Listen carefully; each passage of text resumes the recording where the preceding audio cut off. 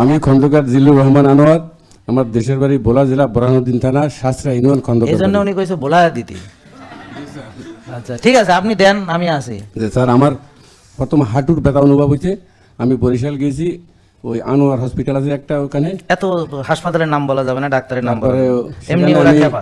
3 বার গেছি, চিকিৎসা নিয়েছি, আমি কোনো উন্নতি পাইনি। তারপরে ঢাকাতে ল্যাবেটে আসছি, সেখানে এক স্যারের দেখাইছি, আংশিক উন্নতি পাইছি। পরে আমি মোবাইলে স্যারের দেখছি ভিডিও, দেখে স্যারের স্মরণাপন্ন হয়েছি। তবে স্যারে যদি কষ্ট না হবে একটা কথা বলবো, আমি আসছিলাম স্যারের দেখাইন, কিন্তু স্যারে দেখে নাই। স্যারের সহকারী তিনি আমাকে দেখছেন 23 সালের 10 মাসে 5 তারিখে, কিন্তু তিনি যে ঔষধ দিয়েছেন তাতেও আমি 99% ভালো হয়ে গেছি ইনশাআল্লাহ। এখন হালকা কিছু আছি। এখন এই বছর আমি একটা অ্যাক্সিডেন্ট করছি আমার মাথায় এদিকে, তারপরে আসি স্যারের দ্বারে যে স্যারের শরণাপন্ন হওয়ার জন্য। তো আমি কিছু মেডিসিন আমার ছিল না, যেগুলো স্যারের বইতে আছে, ওগুলো আমি সব পাইনি। অনেক জায়গায় কিছু কোরিয়ান সার্ভিসের মাধ্যমে নেওয়া হয়েছি, ওগুলা খাওয়াতে আমি অনেকটা সুস্থ।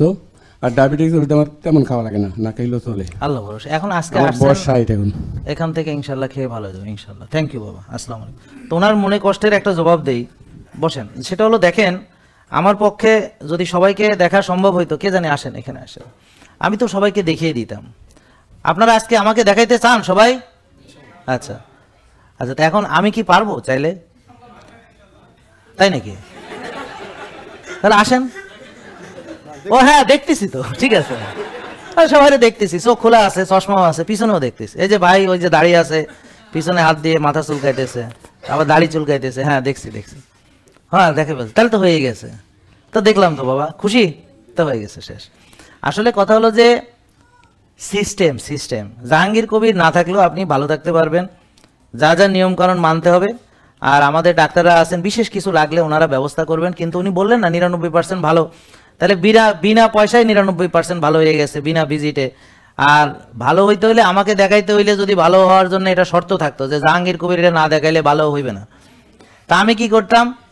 তা আমি ওরকম যে হুজুররা কী সব পড়া টড়া দেয় না, ওরকম আমি দেখা দিতাম। আর আপনি আমার চেম্বারে ঢুকে এক পলক দেখে দেখে বেরিয়ে যাইতেন, আর রোগ টোগ সব ভালো হয়ে যাইতো, ওবেসিটি টোটি সব ভালো হয়ে যাইতো, আমার দেখার পর ডায়াবেটিস ভালো হয়ে যাইতো। তা এখন মানে দর্শন দিয়ে। কিন্তু এখানে মজার ব্যাপার হলো, আপনি আমারে চেহারা টাঙ্গাইয়া রাইখা দিলে কোনোদিন ভালো হবে না, যদি না আপনি নিজে আপনার ব্যায়ামটা করেন, আপনার ঘুমটা ঘুমান, রোদে যান, ঘাসে হাঁটেন, এই নিয়মগুলো মানেন। আপনার নিয়মগুলো আপনি না মাইনা, হ্যাঁ, আমার চেহারা দেখে আপনি কোনোদিন ভালো হবেন না। তা আমি কি করেছি, আমার পক্ষে তো আর এত রুগী দেখা সম্ভব না। আর যদি এত রুগী দেখি, তাহলে কবে বেড়া টাকার কাঙ্গাল হয়েছে, হালা খালি রুগী দেখে। আর যদি না দেখি, কয় দেখছো আমারে দেখে না। আমার কথা বুঝছেন? তো মানুষ তো কথা বলবেই, মানুষের কথা দিয়ে তো আর আপনি চললে হবে না, বুঝলেন? মানুষ তো কথা বলবে। যেমন উনি বললেন ভোলায়, আর একজন খুব রাজশাহী, কারণ কি ওনার বাড়ি রাজশাহী। আমার কথা বুঝেন নাই? এরকম তো সবাই চাইবে আমাকে তাদের বাড়ির কাছে নিয়ে যাইতে, কিন্তু আমার পক্ষে তো আর সবার বাড়ির কাছে যাওয়া সম্ভব না। তা আমি কি করেছি, এই যে মোবাইলটা আপনার পকেটের মধ্যে আছে, এখানেই সব আপনার যত শেখার দরকার এখান থেকে শিখতে পারেন। যেমন এই ভিডিওটা এখানে বসে আপনারা যে আলোচনাটা শুনছেন, এই ভিডিওটা আপনি পরে যদি দেখেন, আলোচনাটা কি চেঞ্জ হয়ে যাবে না একই রকমই থাকবে? যারা দূর থেকে দেখতেছে তারা কি কম শুনতেছে? তারা ঠিকমতো শুনতে পাচ্ছে? এই ভাই আপনারা দূর থেকে যারা শুনতে পাচ্ছেন ঠিকমতো ইউটিউবে, ফেসবুকে, তো এখন আপনিও শুনছেন, তারাও শুনছে। এই চেহারাই ওরাও দেখছে, আপনিও দেখছেন। হ্যাঁ, পার্থক্য তো কিছু নাই।